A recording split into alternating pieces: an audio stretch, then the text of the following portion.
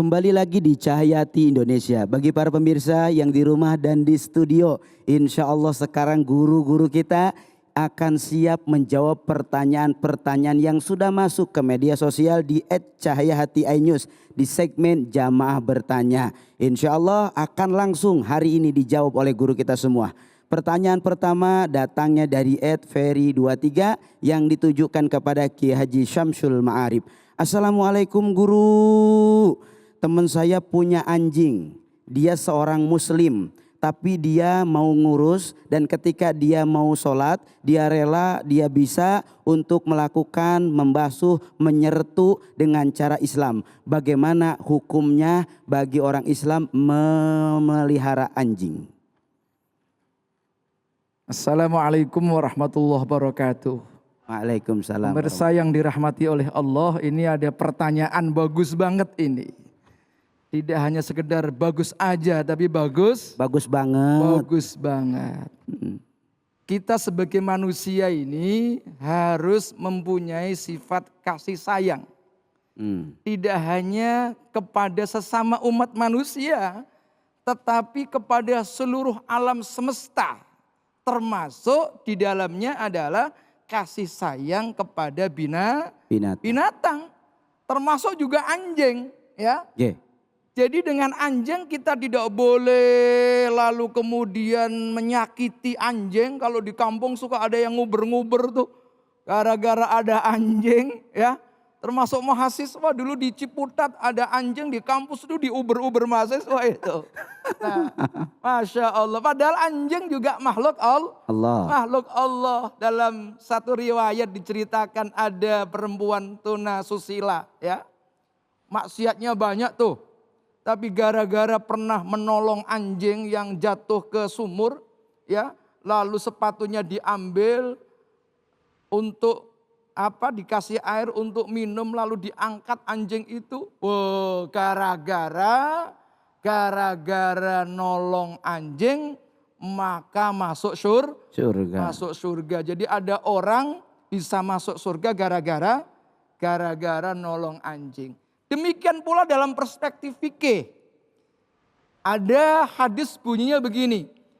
Idza walaghal kalbu fi ina'i ahadikum falyaghsil sab'an. Ulahunna biturab. Manakala ya ada bejana, ada apa ini? Kolom tempat ini, gitulah, wadah. tempat apalah itu kan. Wajan. Nampan. Lalu dijilat oleh anjing, ya. Bagaimana caranya? Falyaghsil sab'an. Maka basuhlah tempat itu 7 kali, ulahunna biturab. Salah satunya dengan cara yaitu dengan tanah atau dengan debu. Nah, hadis ini dipahami oleh ulama bermacam-macam.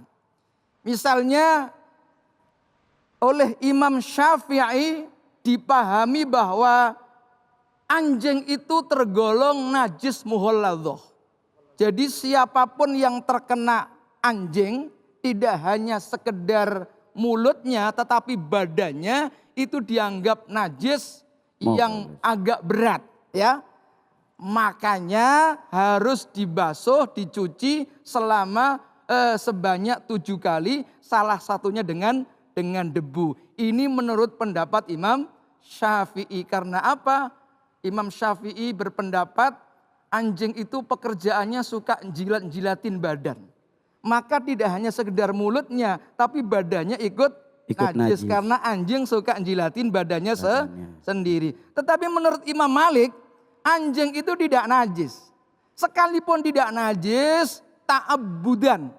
Ta'abbud, ya, dalam rangka karena itu ada perintah Rasulullah, tetap kalau dijilat anjing, ya, dijilat saja, yang berarti mulutnya saja. Kalau begitu kan teksnya, kalau ada tempat yang dijilat anjing, bukan tersentuh anjing. Nah, maka menurut Imam Malik, anjing itu tidak najis. Tetapi tetap ta'abudi. Kalau terjilat, ia diperintahkan untuk mencuci sebanyak 7 kali. Tapi mencucinya bukan karena najis, karena ta'abbud saja. Ya. Berbeda dengan pendapat Imam Syafi'i, kalau kita, badan kita atau apa saja yang terkena najis muhalladzuh tadi, anjing, maka harus dicuci, alasannya najis. Inilah hukum. Jadi kadang-kadang berbeda pendapat, kadang-kadang sama. Berbeda pendapat bagi siswa biasa. Yang jadi ribut itu kadang-kadang bukan berbeda pendapat, berbeda pendapatan, Ustadz. Kalau berbeda pendapatan ini ribut tuh di kantor-kantor yang terhormat itu. Gara-gara bukan berbeda tantangan, yang bikin ribut berbeda tentengannya. Masya Allah. Terima kasih guru, luar biasa. Ini sangat memberikan banyak inspirasi, masukan dan kajian ilmu yang mudah-mudahan bisa berhati-hati dalam segalanya. Karena salah satu diantaranya sah daripada sholat adalah terhindar daripada najis. Yang kedua guru, siap-siap guru, insya Allah para jamaah di studio nih, adik-adik kita yang cantik-cantik, bajunya ijo-ijo terang-terang banget, akan juga memberikan pertanyaan kepada guru. Silakan. Assalamualaikum warahmatullahi wabarakatuh. Waalaikumsalam warahmatullahi wabarakatuh. Perkenalkan, nama saya Amelia Salsa Sabila dari Pondok Pesantren Al-Hidayah Nurul Umah. Saya mau bertanya Kiai, ketika kita tidak sengaja berbicara berlebihan dan sudah meminta maaf, namun tetap saja dihujat, bagaimana Kiai? Wassalamualaikum warahmatullahi wabarakatuh. Ini pertanyaannya anak muda ya. Nyambung ini. Anak muda. Ngomong berlebih-lebihan tentu tidak dibenarkan. Paling tidak secara etika kurang baik ya. Apalagi kalau ngomong itu sampai menyinggung perasaan orang lain. Nyinyir sama orang lain. Menjelek-jelekkan orang lain ya. Ini yang tidak boleh. Nah, oleh karena itu ketika kita ini menyakiti orang lain dengan ucapan kita, yang harus kita lakukan adalah minta maaf. Yaitu dengan cara al-istihlal, minta dihalalkan. Ya. Kalau di Indonesia itu ada istilah halal bihalal. Halal bihalal. Sudah populer, ini secara bahasa memang kurang tepat. Yang tepat istighlal, tapi karena sudah menjadi tren umum, halal bihalal gitu kan. Orang kadang-kadang bingung, ini apa nih halal bihalal? Kalau orang Arab ya. Tapi karena sudah menjadi budaya itu bagus. Intinya apa halal bihalal? Al istighlal, minta dihalalkan.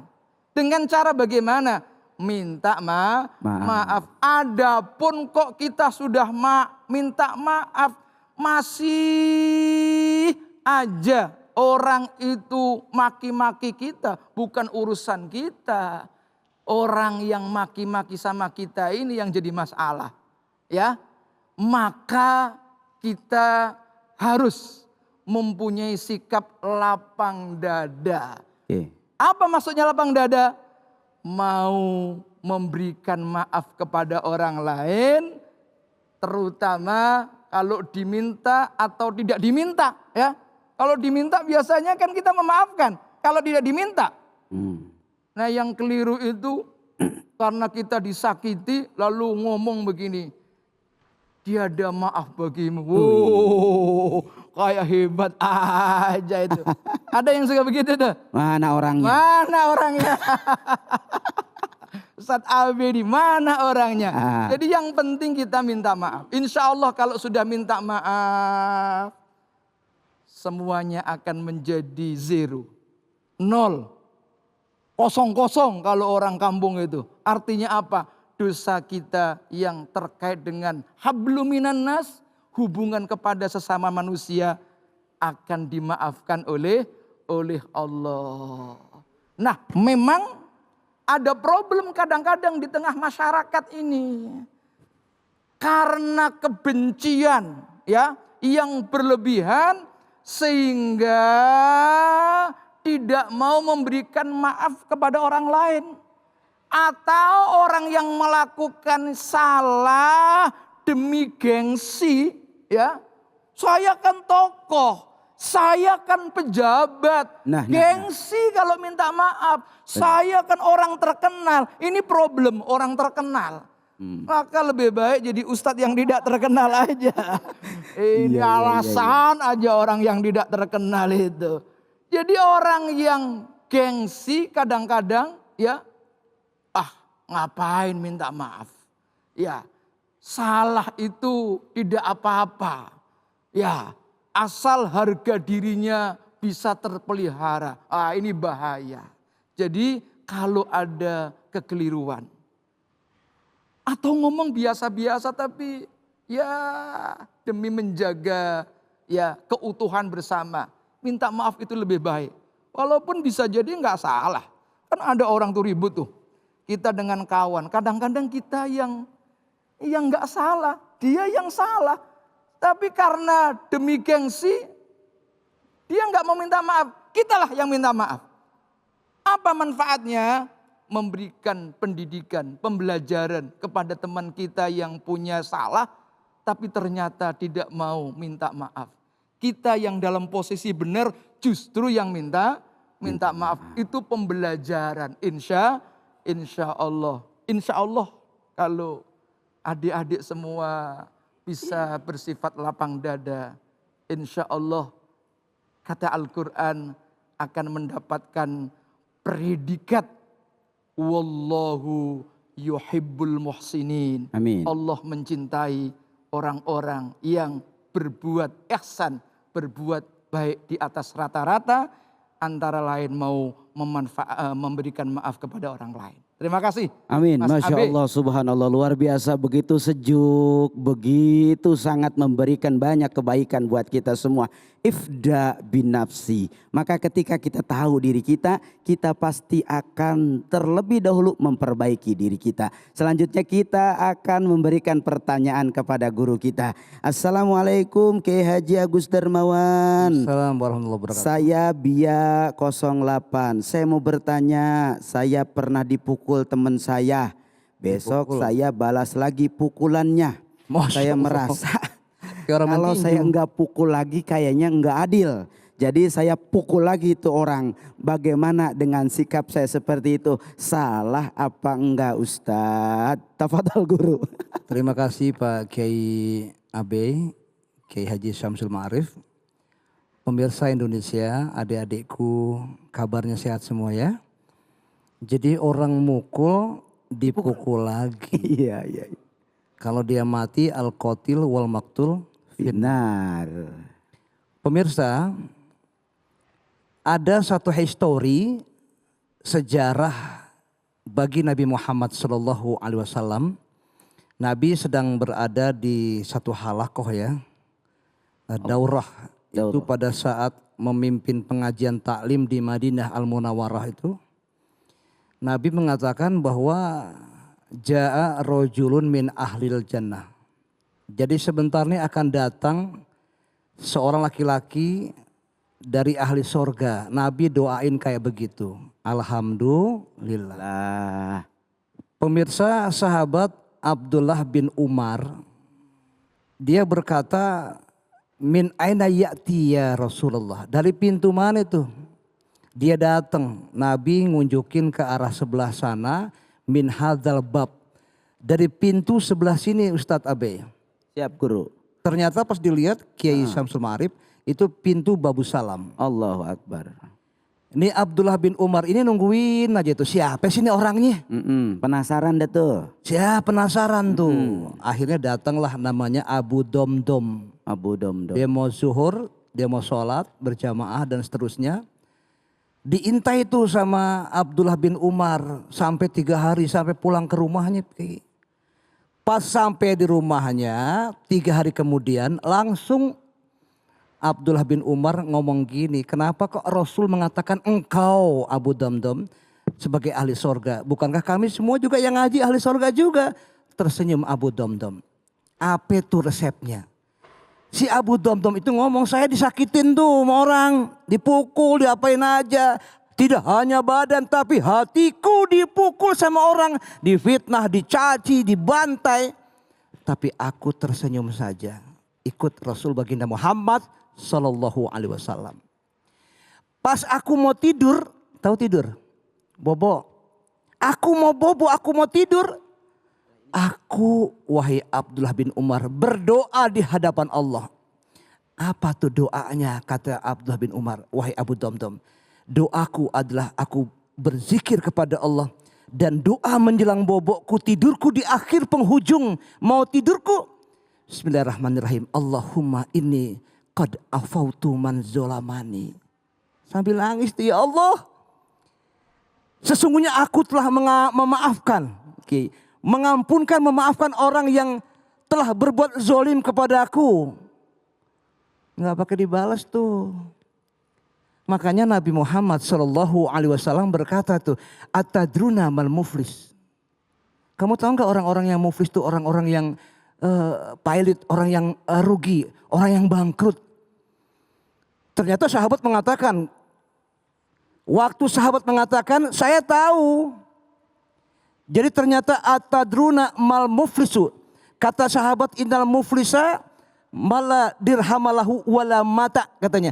Orang yang gak punya duit, orang yang gak punya uang, yang gak punya harta benda, itulah orang yang bangkrut, kata sahabat. Nabi geleng kepala, bukan itu.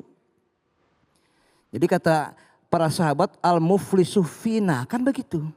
Nah akhirnya adik-adik semua yang terhormat, dan Nabi Muhammad mengatakan, min ummati ya'ti yaumal qiyamati, dia membawa pahala bisolatin, wasiyamin, wazakatin. Ternyata waqad satama hadza, wa qadhaf hadza, wa daraba hadza, wa akala mala hadza, wa safaka dama hadza. Itu orang yang bangkrut di kemudian hari. Itu orang yang difitnah, yang memukul. Ternyata Masya Allah, pahala kita nih Agus Dermawan diberikan kepada itu orang. Pas udah habis pahala kita, itu ternyata dosa orang kita pikul. Itu orang yang bangkrut. Ya demikian Pak. Masya Allah, luar biasa guru. Begitu menarik jawaban guru. Ya. Senada dengan apa yang telah dirasakan oleh Rasulullah saat Rasul hijrah ke kota Taif. Dia dilempari berbagai macam benda, kotoran dan sebagainya. Tapi yang Rasulullah lakukan dijalas dengan doa. Itu yang luar biasa. Luar biasa guru. Luar biasa Allahu dan begitu Akbar. menyejukkan. Allah Terima kasih guru. mahdi Sebelumnya qaumi jangan wa kemana-mana dulu guru. Masih ada satu pertanyaan dari jamaah. Silahkan santri-santriku. Ya baik. Assalamualaikum warahmatullahi wabarakatuh. Waalaikumsalam warahmatullahi wabarakatuh. Nama saya Kartika Syifaun Nazwa. Saya dari Pondok Pesantren Al Hidayah Nurul Ummah Bekasi. Ya. Saya mau bertanya Pak Kiai. Iya. Bagaimana dengan orang yang memang secara sadar PHP, namun itu demikian untuk kebaikan perasaan orang lain. Bagaimana Pak Kiai? Assalamualaikum warahmatullahi wabarakatuh. Ya. Kata Nabi, kulil haqqa walau kana murran. Katakan yang benar walaupun rasanya pahit. Jadi PHP itu sebetulnya memang ya tidak diperbolehkan dalam hal yang negatif ya. Banyak Sayyidina Ali mengatakan libasuhum libasul abror wa kulubum kulubul fujar. Banyak orang yang berpakaian baik-baik, hatinya ucapannya baik-baik, tapi terkadang hatinya hati serigala, malah mengancam gitu. Nah, perbuatan yang seperti itu, PHP sebetulnya yang tidak baik itu dijauhkan, dihindarkan. Tapi kalau kita menjaga hati perasaan orang yang dikatakan waqulu qaulan sadida, kan balasannya yusih lakum a'malakum wa yaghfir lakum dzunubakum wa may yuti'illah wa rasulahu faqad faza fawzan azima. Berucap dengan kata yang lemah lembut yang baik. Mudah-mudahan kalau itu sudah diucapkan dengan yang lemah lembut yang baik, tapi hatinya tergantung sama niat lo ya. Kalau niatnya nggak baik jadi nggak baik nanti. Tapi kalau niatnya itu baik, berucap dengan yang baik, kemudian tidak menyakiti seseorang, bukan PHP itu namanya ya. Itu namanya mengucap kata dan tidak menyakiti, dan mudah-mudahan ada peribahasa ya Kiai ya, ada waqad yurja lijar isyafi burun wala bur'u lima jaruh lisan. Ya pedang tadi saya katakan melukai tubuh harapan sembuh, pedang nih bisa sembuh tuh. Tapi kalau lidah melukai hati, hendak kemana obat dicari. Jadi baboe baye pado-padowi, baboe jahe sekalipun jan. Tanya dong apaan artinya itu? Iya, berbuat baik itu hati-hati, berbuat jahat sekalipun jangan. Itu pepatah awak orang-orang Minang seperti itu. Kalau kata bahasa Jawanya apa itu? Ya. Gitu. Rumongso iso nanging ora iso rumongso. Ya, jadi enake ya sak klenteng nanging larane ketiga rendeng. Memang menangi zaman edan Pak Yai. Melu edan ora tahan, ora melu datang keduman. Sebejak-bejakane sing lali isi bejakane sing eling lan waspada. Begitu pemirsa Indonesia. Masya Allah, luar Niat biasa. hati. Terima Baik. kasih guru, sejuk sekali. Seseorang itu bisa berkualitas tergantung dari ucapannya. Dan dia pun bisa rendah tergantung dari perkataannya. Masya Allah, luar biasa banyak ilmu yang telah kita dapat. Sehingga ternyata kita masih kurang dengan ilmu kita. Insya Allah bagi para pemirsa dimanapun berada yang ingin memberikan pertanyaan langsung saja kirimkan ke media sosial kita di @cahayahati_news. Insya Allah nanti akan dijawab oleh guru-guru kita semua. Setelah ini kita akan ngaji yuk bersama guru kita. Jangan kemana-mana, tetap di Cahaya Hati Indonesia.